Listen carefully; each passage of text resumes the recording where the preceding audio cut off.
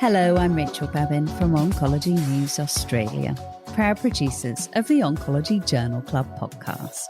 Join Eva Segelov, Craig Underhill and Hans Prenen as they chat through the latest papers. This week, Eva talks us through a paper which will be helpful for current practice.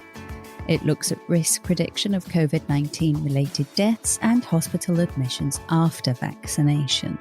Hans buried himself in science papers this week for his main paper in Quick Bites. All are focused on the microbiome, the role of bacteria, and following an elemental diet. Fascinating stuff. And Craig brings us back down to the ground with a practice-changing paper. He looks at oncology patients' perception of physicians who use an integrated electronic health record during clinic visits. You'll also find out key trends in drug revenue among major pharmaceutical companies, how a geriatric assessment-driven intervention reduced chemotherapy-related effects in older adults, and why the day of the week you submit affects publication rates in peer-reviewed journals. In the paper that changed my practice segment, we hear from Nathan Cherney with a beautifully poignant paper. So join us for the most relaxed oncology education podcast. Reach out to us on Twitter using hashtag OJC. As ever, you'll find links to all of the papers, bios, and Twitter handles in the notes on our website. For regular news and podcast updates, subscribe to the Oncology newsletter on oncologynews.com.au. It's free and it's a great way to support the OJC. This is Rachel Babin, and this is the Oncology Podcast. G'day. I'm here with Associate Professor Craig Underhill. Hooray! Hooray. We have to, next time we actually see each other face to face, we'll have to have a glass of champagne to celebrate that, Eva. Oh, that'll be in about 100 years, will it? Just like that. Well, we might see our friend Hans Prenen earlier than that. G'day, Hans. Hi, Eva. Now, Craig, I think you were inspired by our short bite in the last episode looking at cyber attacks. So what's your main paper for us? Yeah, I found this really interesting paper on electronic health records, and it might actually be practice changing for people. So it's oncology patients' perception of physicians who use an integrated health record during clinic visits. It's called the PRIME EHR double-blind randomized controlled trial. You know, we know that using electronic health records are now part of everyday life for most centres, apart from lower and middle income regions of Australia like Monash University. But there's very little literature about the benefits and what patients perceive about it. So this was actually a randomized controlled trial. So it's interesting. They actually developed some videos of actors using an EHR and then what was called a PRIME EHR. So that involved the proper placement of the EHR, ensuring there was good, so positioning is the P in the PRIME, positioning of the EHR computer, review of the records before using it. So rather than fiddling around in the EHR trying to find the information, you actually had a read before it. The introduction to the need to use a computer, effective time management for data entry while maintaining a patient-physician interaction. So, there's always, when you're a two-fingered typer like me, you have to look at the screen when you're typing. And the use of the EHR as a tool to enhance patient education. There was scripted vignettes that patients reviewed, and there was some validated rating scales used. Substantially more patient satisfaction with using the PRIME EHR compared to the standard EHR, better scores for physician compassion, communication skills, and professionalism. The majority of patients preferred the physicians who used the PRIME EHR, 77% versus 21%. Some patients were traumatised after watching the standard EHR, and if they had a distress scale of more than a certain level, they actually sent a check for $50 to relieve their distress. So it's quite a US kind of study, I think. But the conclusion was the prime EHR approach significantly improved patients' perceptions of and preference for the physicians. This integrated model of healthcare delivery has the potential to improve compassion and communication in cancer care. So, Fran Boyle, I know that you listen to the podcast. This could be a whole project for your communication skills centre. Maybe we need some training modules for cancer physicians in how to use an EHR properly to ensure that patient communication and compassion is actually not impacted in the use of the EHR. That's a fantastic paper. People will put all sorts of barriers like we don't have time, the room's not set up properly. You know, most of us can't touch type. I mean, that should be essential. Mm. So I think that's a great paper. In fact, it's so good that I've just decided we're going to have prime OJC, and it means you have to have read the papers before the recording. And that you can't fumble around, Craig, looking for your notes while you're actually speaking. So prime sounds good. Oh, did I do a good job on that one, Eva? Fantastic. I'm now an associate professor, so I've raised the stakes. You have. But seriously, these things are super important. Yeah. That could be our practice-changing paper of the week. What do you think? Yeah. There's just no attention paid to this. Yeah, exactly. It's the skill that's not taught, right? So we're now actually doing communication skills. So maybe this kind of element of communication is important. But again, I think you need a supportive system. You can't rearrange the furniture in your room in a public hospital if you're using a room that's inadequately sized or furnished, etc. So it should all be part of an accreditation of cancer centres. Yeah. So who's next? The hard act to follow. Over to you, Hans. Yes, Craig, I was going to say look smart, but it's more sound smart. So that's why I read a lot of Nature Science. And this week I was actually reading Cell and found a quite interesting paper. The title of the paper is You Shouldn't Laugh, Eva. You're so predictable. The two egos battling it out. Okay, so the title is Microbiota Triggers STING Type 1 Interferon-Dependent Monocyte Reprogramming of the Tumor Microenvironment. Is this serious? So with this title, you know everything. But I will try to explain to you because actually it's a very interesting concept. Because we know that the tumor microenvironment, so everything which is around the tumor, will influence the cancer progression and also response to therapy. So in this article, they show that the microbiota, so the bacteria in the intestines, that they can program mononuclear phagocytes in the tissue microenvironment towards actually some kind of immunostimulatory monocyte. So what they want to do is that your bacteria in the gut can determine whether your immune system in the cancer is active or not. And we know this already because we know with IO, when we give it, that the type of bacteria can predict if you respond to immune therapy or not, because we discussed this previously in the podcast. But now they start to figure out mechanistically how it works. And they show that this bacteria, that they can, let's say, induce interferon, and that this way they can determine whether these monocytes go to some kind of polarization. You might have learned that you have M1 and M2 macrophages, and some are more against cancer, some are pro-cancer.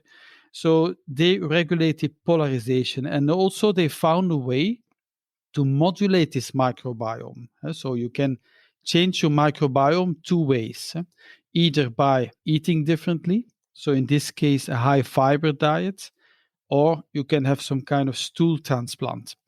So these are the two ways that you can modulate your immune system. And actually what they showed is that melanoma patients, when you modulate by fecal microbiota transplantation, that indeed the intratumoral interferon type 1 can be modulated. So I think it's a very interesting concept, and we try to find out now how we change our bacteria to get better efficacy of a drug. And I think this is really cool, Eva. It's very cool, but it's a really hard one, isn't it? Because the microbiota turns over all the time and it's different for different people. So there has to be another level that we can look at that takes into account all this changing. I mean, there must be key parts, and every study on ion microbiota has come up with a list of interactions, but they're usually different bugs.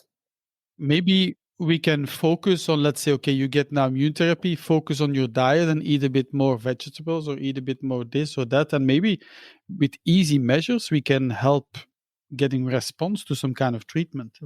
I think the first one we should try is coffee. Coffee. Increase coffee. Indeed. Good suggestion. Yeah. So, Eva, we've had EHRs, we've had microbiota. What do we switch to next? Well, there's only one thing, and I hate to do it, but I'm going to do a COVID paper, the C word. Oh, no. I am, because this, I think, is really timely, given that last week, so that was early October in Australia, the government and the group that's responsible for making policy on vaccination allowed what they called a third priming dose rather than a booster for patients with cancer and various other immunosuppressive conditions. Some of the recommendations were a little bit bizarre, though, because they recommended patients on hormone therapy were eligible, but not patients on IO alone. And it's interesting because the only data I've seen all suggests that patients on IO alone do have some impairment of their T cell responses, although, of course, it's not clear whether that changes either the susceptibility to the disease or transmissibility or severity. So this is a paper published in the BMJ just last week, and it's called Risk Prediction of COVID-19 Related Death and Hospital Admission in Adults After COVID-19 Vaccination, a national prospective cohort study.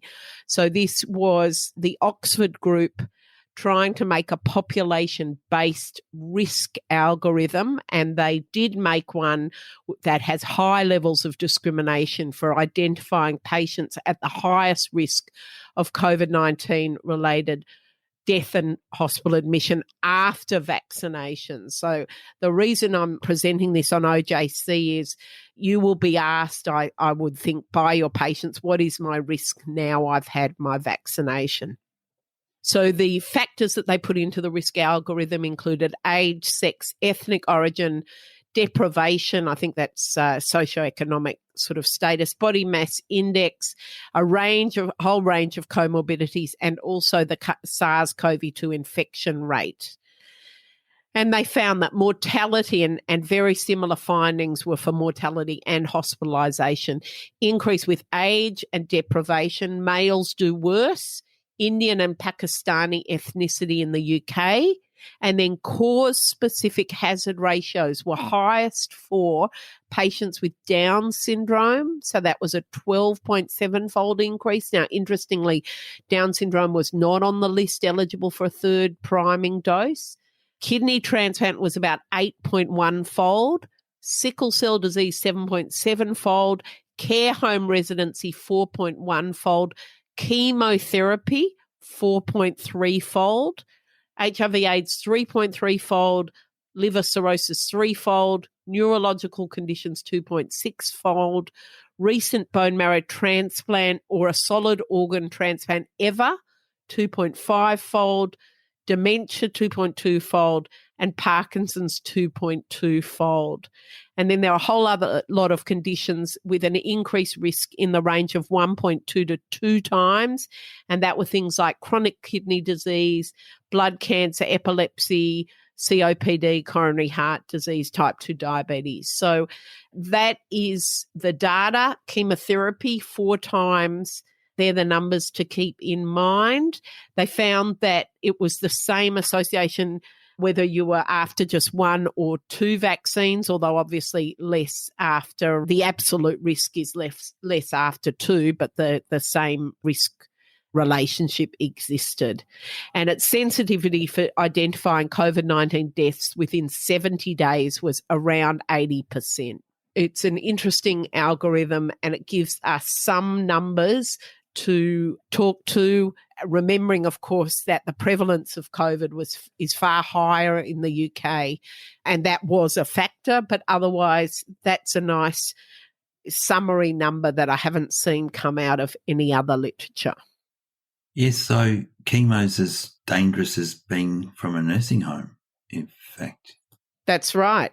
I don't know what happens if you have chemo and you're in a nursing home. Do you think it actually means you're going to do anything different? You're going to hold back treating some people because you're still concerned, even though they're double vaccinated, that you might put them at risk?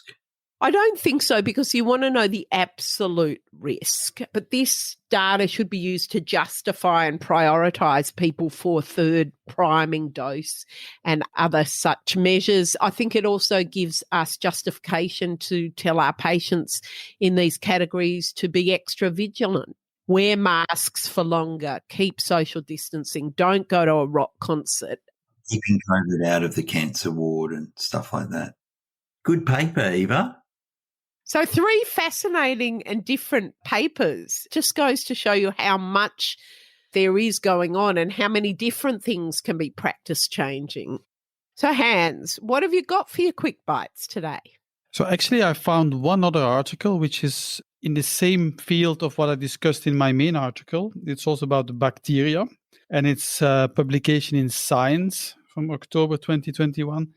And it's also an interesting one. It's about commensal bacteria that promote endocrine resistance in prostate cancer. And this is actually an easy concept, and it's pretty cool because you know that some patients with prostate cancer get androgen blockade because it's a hormone-sensitive cancer, and they sometimes get resistant. And this guy, Pernigoni, his name is, he found that when your body is deprived of androgens during this androgen deprivation therapy, that this gut microbiome, so we come again to this microbiome, could produce androgens. So the microbiome-derived androgens can promote growth of prostate cancer. So the next question is, how do you solve this then? Again, fecal transplantation maybe antibiotics to kick out the bacteria that produce androgens, who knows? The second paper I presented is one that is published in ESMO Open, also October 2021, and it's about the effects of an elemental diet to reduce adverse events in patients with esophageal cancer that are treated with chemotherapy with the triplet TCF. And it's mainly to treat oral mucositis because we know it's a common problem in patients treated with this combination. And maybe you remember, but there is old data about oral glutamine. And some people say that it's good for mucositis, but the data is a bit controversial. Some studies report positive, but the meta-analysis say it's not working. So the authors think maybe it's due to the intestinal absorption that you don't have enough of this glutamine, and maybe glutamine alone is not sufficient. So they developed something which is called oral elemental, and I think they put it on the market somewhere in Asia. It doesn't require digestion, so I think you just suck on it and that it gets absorbed.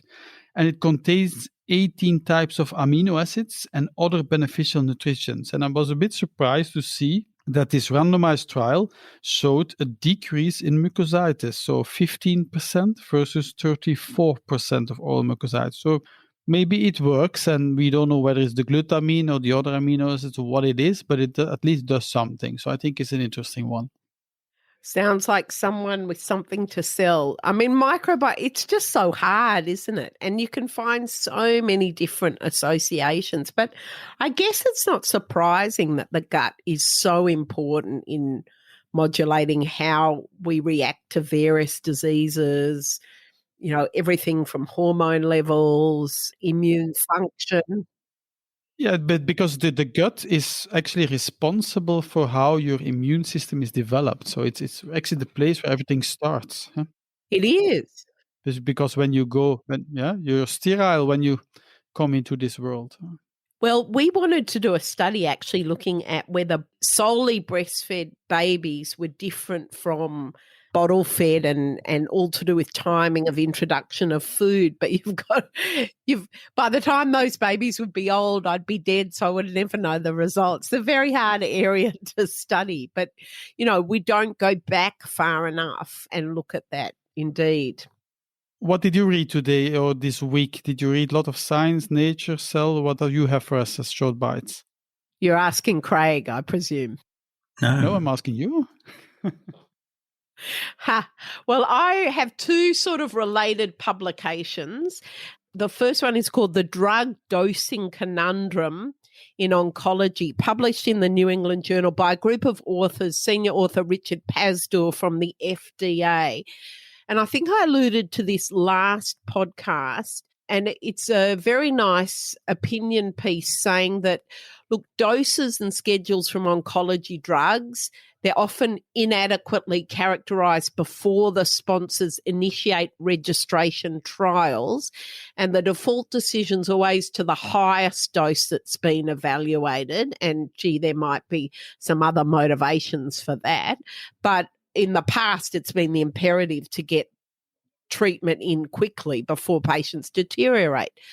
The opinion type or commentary type piece says that, often these doses are based on very small cohorts of patients, and they're only when severe or life-threatening toxicity is reached do you get DLTs, and usually the patients have only had it for one cycle or a couple of cycles. So they said they believe this practice of how you nominate the optimal dose should be re-examined for targeted therapies and biological therapies that have new mechanisms of action, greater efficacy, and different safety profiles. And the other thing to consider is that they're often being used long-term, and therefore even low-grade toxic effects become far more important than acute, severe, life-threatening toxicities that was the paradigm with drug development to date. So it's a, really lovely piece, thought-provoking, and well worth a read. And then my second paper is somewhat related. And look, I have to say, we do a paper that's got Bishel's name on it in almost every OJC potty. He is so prolific. I mean, Craig. Amazing. You said you took 20 years to become an associate professor. This guy will take about 2 weeks. Incredible. But this is called Trends in Drug Revenue Among Major Pharmaceutical Companies, a 2010 to 2019 cohort study. Co-authors Vinay Prasad, Richard Sullivan and Chris Booth, of course, published in Cancer, October 2021. A retrospective cohort study over this period, 2010 to 2019. Now, we could do a little quiz. During this period, the cumulative annual revenue generated from cancer drugs increased by, Hans and Craig, 30, 50 or 70%? 70. 70%. So from 55.8 billion to 95.1 billion. Is that inflation adjusted? Don't ask me the finance bits, but what they said was cumulative revenue from non-oncology drugs in the same period. Did it go up by 20% or down by 20%? Oh, not down, really? 18% less. Wow. So from 342 billion to 281 billion. So proportion of total drug revenue generated from oncology drugs, so the top 10 pharma companies, not only did it increase substantially over the period from 14%, it is now 20, or was in 2019, 25%. So revenue from cancer drugs account for about a quarter of the net revenues of these very large companies. And a lovely conclusion. Further work is needed to understand if this increase in sales revenue reflects industry profit and to what extent increased spending has translated into improvements in patient and population outcomes. Well, we know outcomes have improved, but not by 70%. Quite incredible, isn't it, that? Now, Craig, have you got some quick bites? The first one is for the geriatric oncology people who listen, and there's quite a few. There was quite a bit of Twitter traffic about this. Geriatric assessment-driven intervention or gain on chemotherapy-related toxic effects in older adults with cancer. That's the terminology, by the way, that we should be using, not geriatric oncology or elderly. It's older adults with cancer. A randomised clinical trial. So patients were randomised 2-1 when the decision had been made to receive chemo between standard of care or the gain intervention, which was a review of a geriatric screening assessment by a multidisciplinary team and various interventions put in place according to pre-specified thresholds. And they looked at incidence of chemotherapy-related toxic effects as the main endpoint, and there was a significant reduction in chemotherapy-related toxic effects, 50% versus 60% in the two groups, so 10% absolute reduction. But the secondary endpoints looking at advanced care, directive completion, ER visits, unplanned hospitalizations, length of stay, unplanned readmissions, chemotherapy dose modifications, early discontinuation and survival, there was no difference apart from better completion of advanced care directives. So quite an expensive intervention to reduce the chemotherapy-related side effects, but showing that geriatric assessment in these patients is worthwhile and beneficial. Can I be a bit politically incorrect? I mean, older adults, come on. Does that really mean anything? And what about the really old? Is that older or much older, a bit older? It's a bit woke, isn't it?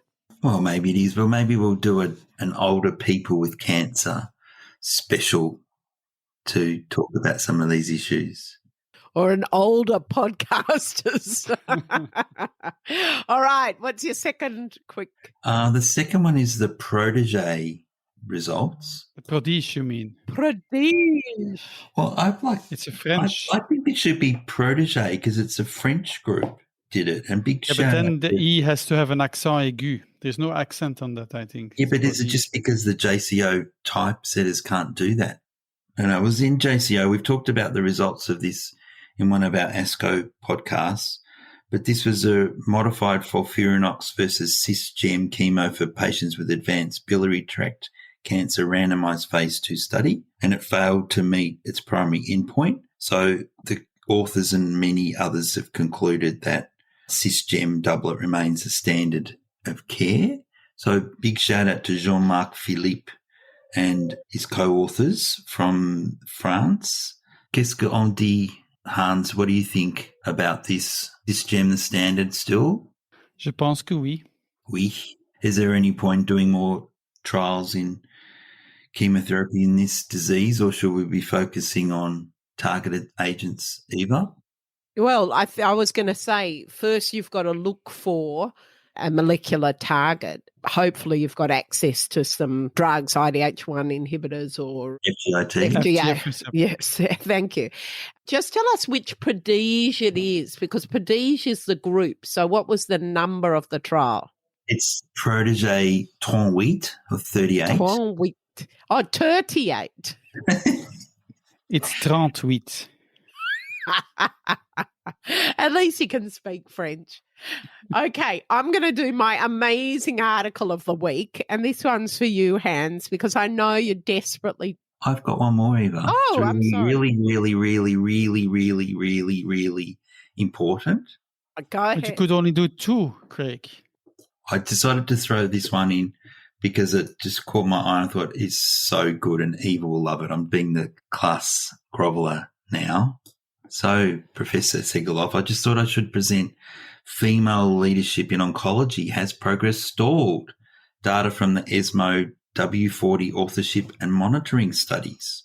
So they looked at gender equality in international studies or on female representation at all stages of an oncology career pathway and whether females were underrepresented in leadership roles. So but for 2017 and 2019, data was collected on first and last authorship of publications in 5 major oncology journals, representation of women in leadership positions in oncology as invited speakers at national, international congresses, board members or presidents of national or international societies and ESMO members. They compared this to the 2015-2016 data from the first published W40 study. And essentially, and we may want to discuss this a little bit more, but essentially there was not a lot of substantial progress, albeit over a fairly short period of time. So conclusions were the reported progress towards gender equality in career development in oncology is real but slow. And women in leadership positions are essential for encouraging young women to aspire to and work towards similar or greater success. And we needed ongoing monitoring. So it didn't call for quotas or minimum levels, but interesting paper.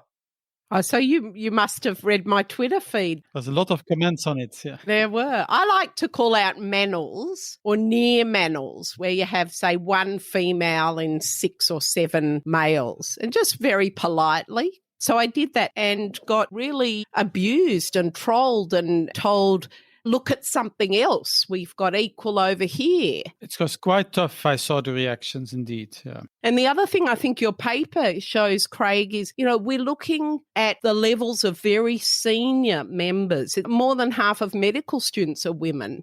More than half of interns, but we lose people on the way through to the very senior levels. And that's for many reasons, but, and you must have the pipeline, but it's not good enough to say 50% of conference attendants are women or chairs in a session, etc.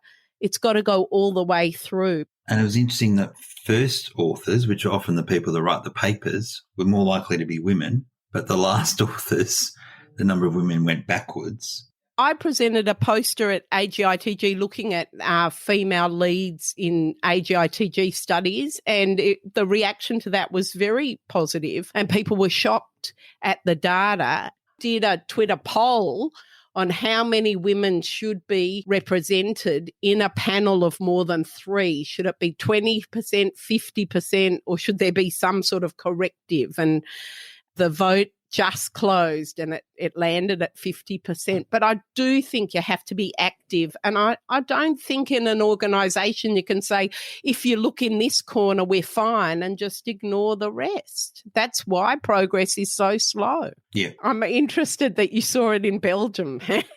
I've got an amazing article of the week to cheer us up. And it also relates a little bit to that topic. And it is an old one. It's from 2016, but I thought it's worth covering on OJC. It was in the journal Physica A, not a journal that you usually read, Hans. And it's titled Day of the Week Effect in Paper Submission, Acceptance, Rejection to, in by peer-reviewed journals. Now, what I love is the group of authors. One's from the School of Management at the University of Leicester in UK. One's from the Humanity Groups in the Netherlands. One's from the Institute for the Application of Nuclear Energy in Belgrade, and one's from the Institute of Chemistry in the University of Belgrade. And they looked over a 2-year period from 2013 at the date of the electronic submission of papers to the Journal of the Serbian Chemical Society. I'm sorry, I don't know its impact factor. And what they said is there's no Monday or Friday effect like you see in financial markets, but rather there's a Tuesday, Wednesday effect. So papers are more often submitted on Wednesday. However, more papers are accepted if you submit them on Tuesday. And it says do not submit them on the weekend. That's not the best day. Then because the authors were who they are, they made a thermodynamic connection to propose an entropy context to measure the opaqueness of the submission process. So that's a pretty incredible article of the week. That leads us straight into our paper that changed my practice. And we have a very special guest this week. Over to you.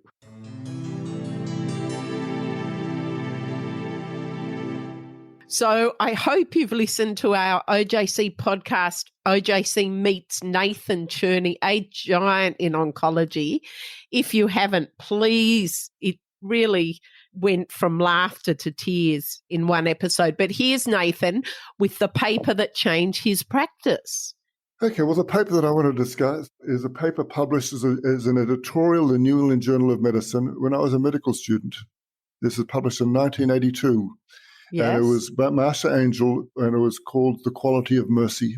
And in it, she addresses the issue of the obliviousness of medicine to suffering. Right. Particularly the issue of people to take the problem of pain, particularly cancer pain and postoperative pain, seriously enough, and presenting it not only as a medical problem, but this is a professional ethical problem, and underscoring the ethical imperative of care. The issue of the role of the physician to ease patient suffering has been one of the themes of my professional life. From the earliest times as a medical student working with this young dying woman who I told you about, to my early days working, as an intern working with Max and seeing patients with terrible nausea and vomiting from chemotherapy and issues of pain. And the first time I ever saw a patient with spinal cord compression and setting up with Max, it was the first time a continual morphine infusion. To my time when I was in Memorial, looking beyond the issue of pain to try to get a wider understanding of what is suffering. We have a taxonomy for so many other illnesses that without a taxonomy of suffering, without a detailed understanding of the factors that contribute to suffering, it's difficult to build a therapeutic plan.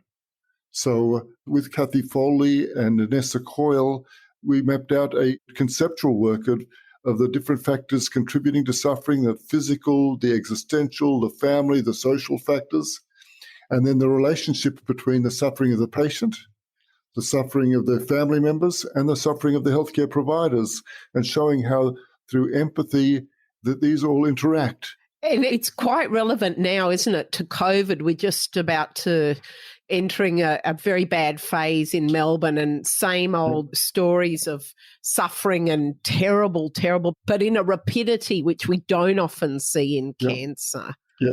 So have we learned anything from this 1982 editorial? We've learned a lot. And even though ESMO is a cancer organisation, we published guidelines. ESMO published guidelines for the provision of palliative care for COVID patients, particularly issues of managing dyspnea, difficult conversations, the use of sedation for refractory suffering at the end of life. These are all issues that have been very much brought to the fore with this terrible COVID experience. In the first waves, we had in the hospital 3 COVID wards and probably about 50 ventilated patients inside and outside of intensive care. And my team, we're both providing guidelines and education for the coal-face workers in the COVID wards, as well as providing bedside consultations to help those patients who are not going to survive, who weren't going to go into a ventilator, to make sure that they were kept adequately comfortable in the final days and hours of their lives. And terminal dyspnea is one of the big challenges, both in oncology and particularly in COVID as well. So thank you very much, Nathan. We'll put the link to the paper on our podcast site. It's fascinating to hear what papers have changed people's practice, and we'll all go and read that paper now. Yeah, it's a short one, but it's a classic. Thank you. Thank you very much, Eva. Bye.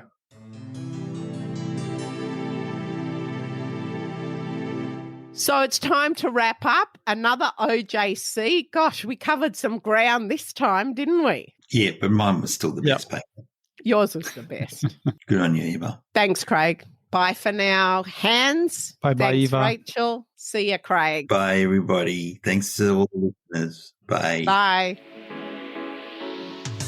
You've been listening to the Oncology Podcast.